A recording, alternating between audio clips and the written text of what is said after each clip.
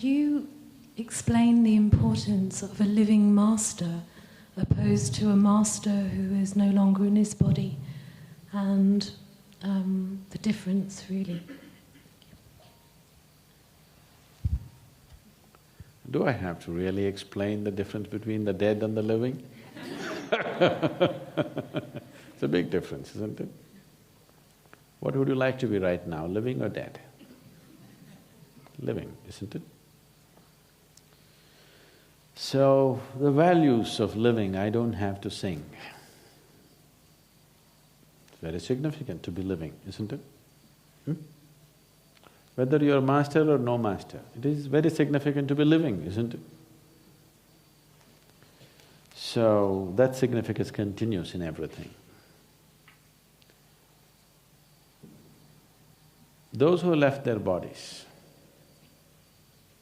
can be a great inspiration, but you cannot work with them. There may be a certain span of time when they may be willing to work or they may be capable of working for a certain span of time. That is, if they have set themselves up like that, if they have certain level of mastery upon themselves, there may be some who will work for a certain period of time. Otherwise, their energies are conducive for your sadhana, but they are not a guidance. They are a good ambience, they are a good atmosphere, they're good soil for you to grow, but still they are not a guidance. When you sit here, you are not mostly receptivity, you are mostly your own mind, isn't it? Am I right? Yes. When you're mostly your own mind, you need guidance and guidance and guidance and guidance. If you are all receptivity, you don't even need a master, I'm telling you. Because grace is all over. You don't need a master, you don't need a temple, you don't need a meditation, you don't need anything if you're all receptivity. That's a rare being. Right now, you're largely mind, moments of receptivity may be here and there, isn't it? When you're largely mind, you will do best with the living, not with the dead.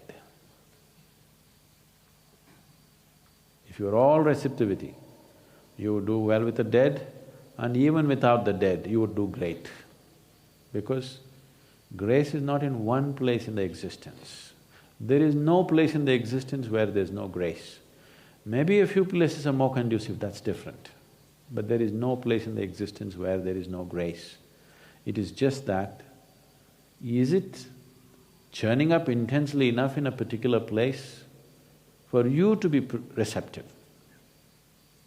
Because your receptivity is at a certain level of insensitivity. Now you see, you sit here, you think this is just a garden. If you go into the temple, you will become like this. But some people go into Dhyanalinga temple and they look around, nothing is happening, just chit, chit, chit, water drops are falling. Nothing happening, what's happening here? Then we dunk them in cold water here. Then they go sit there and they'll begin to… something happening. There are some, even if you dunk them 3 times in the cold water, nothing happens, they go sit there and still look up and down. You take them there to Bhairavi, suddenly they are up. These are different types of energies. It is not that here it's any less, even here it is, but it is not in the same level of intensity that you can perceive. Wherever you are, it is there. You know, there used to be boards, I don't know if they're still there, I have not come and checked. First when we came and opened the triangular block, which was the only thing, actually we had only one hut, and the first thing we built in the triangular block was one room and we built the toilet block. Then I found people had toilet problems. What's a toilet problem? It once happened, Shankar and Pillai went to the doctor and said, "Doctor, I have some serious toilet problems." Then doctor asked, "What is the problem? You are not able to urinate?" You're not able to pee? No, doctor, perfect, every day 6 o'clock in the morning, like clockwork it happens. So you're not able… your bowels are not moving, what's happening? No, doctor, it's perfect, every day at 7 o'clock in the morning, like clockwork, always on the dot. Then doctor thought about it, then what is the toilet problem you have? Said, but doctor, I always get up at 8 o'clock.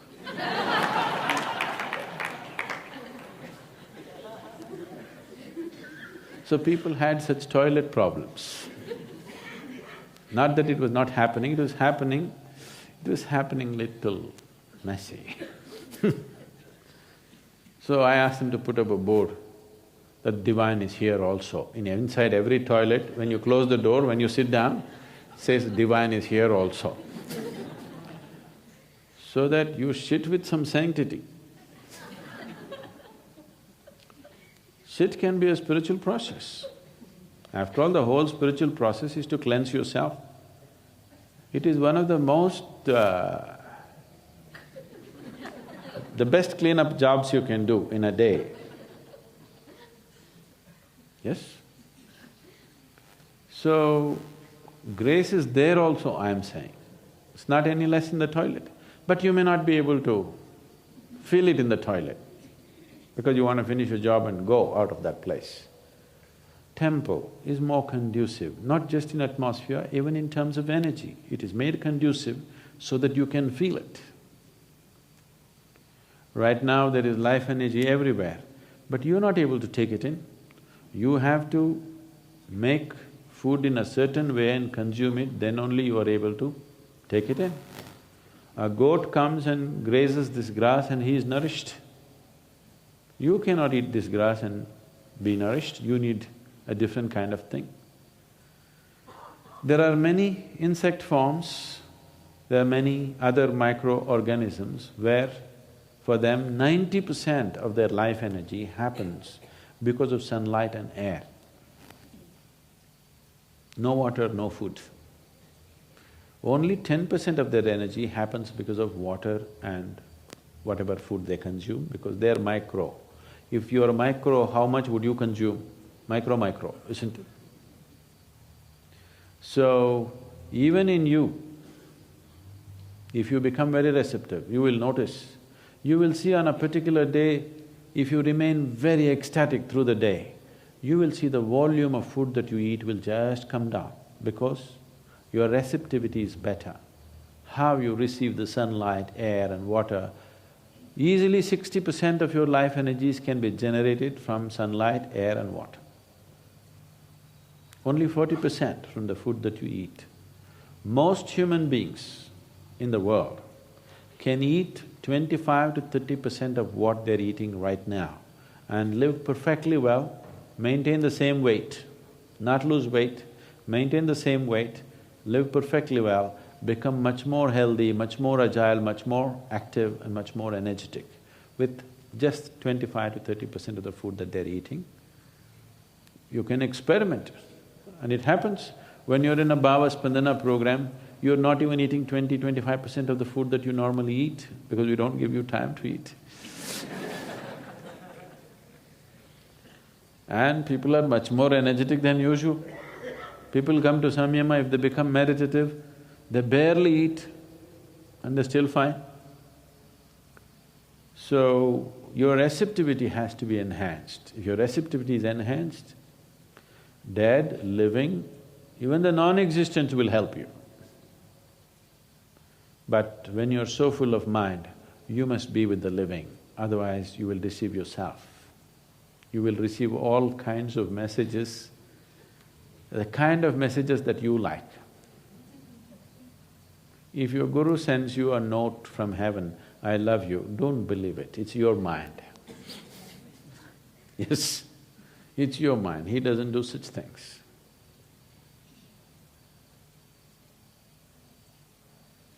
It's economical to receive love letters from heaven because it doesn't cost any paper. You know, it's ecologically very sensitive issue, paper. So it's a very eco-friendly love affair. It happened. A boy went to college. First day, he looked like this, on his left side there was a beautiful girl. So on a little piece of paper he wrote, "I love you, do you?" and passed the note to her. She wrote no and passed it back. He looked at it. Then he wiped out the no and gave it to the girl who was behind. She looked at it and she said yes and sent it back. The moral of the story is, save paper and save nature.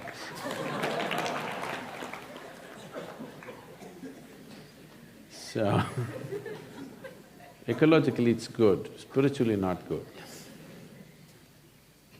So when you're so much mind, you need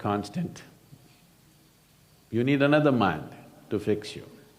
If you are not mind, you are all receptivity, then the dead and even the non-existent would help. Even a rock would help you, I'm telling you. Anything. Just a blade of grass could be your guru.